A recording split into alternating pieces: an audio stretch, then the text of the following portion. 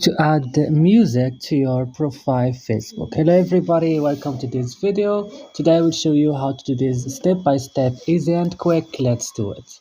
Come first, open your Facebook, and right now you should go to your profile and open it.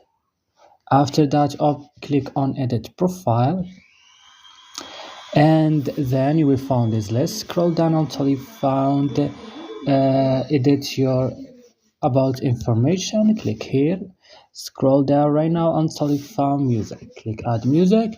Right now you will choose the music that you want. You will just click here and search for it. For example, I will choose Zayn Pillow Talk, for example, and I will click, and that's all guys. So don't forget to like and subscribe in our channel, and see you in another video.